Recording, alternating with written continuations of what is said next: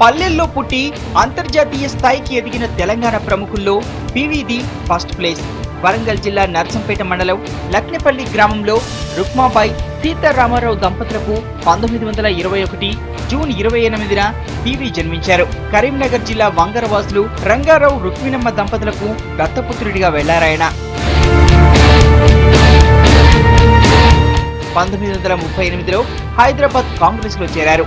నిజాంకు వ్యతిరేకంగా వందే మాత్రం పాడి ఓయూ నుంచి బహిష్కరణకు గురయ్యారు. తర్వాత నాగపూర్ వర్సిటీ నుంచి లా పట్టా పొందారు. 1951లో ఏఐసిసి మెంబర్ అయ్యారు. 1952 ఎన్నికల్లో కరీంనగర్ నుంచి పోటీ చేసిన పివి కమ్యూనిస్టు నేత బద్దం ఎల్లారెడ్డి చేతిలో ఓడిపోయారు. 1957 నుంచి 1972 వరకు మంతని ఎమ్మెల్యేగా 4 సార్లు ఎన్నికయ్యారు.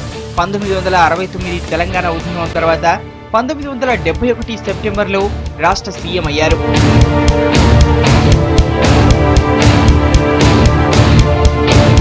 పివిని 1973లో ఏఐసిసి ప్రధాన కార్యదర్శిగా నియమించారు ఇందిరాగాంధీ. 1991లో రాజీవ్ హత్య తర్వాత పివి ప్రధానిగా బాధ్యతలు స్వీకరించారు. ఇన్సైడర్ పేరుతో ఆయన రాసిన ఆత్మకథ సూపర్ సక్సెస్ అయింది.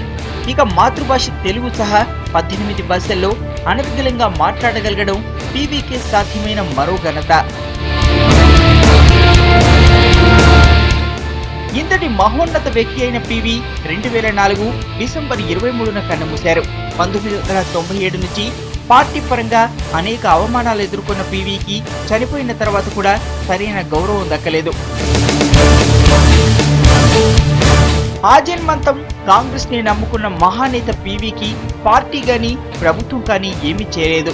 కానీ ఆర్థిక సంస్కరణలతో దేశ ముఖచిత్రం మార్చిన పివిని ప్రజలు నిత్యం స్మరించుకుంటూనే ఉన్నారు.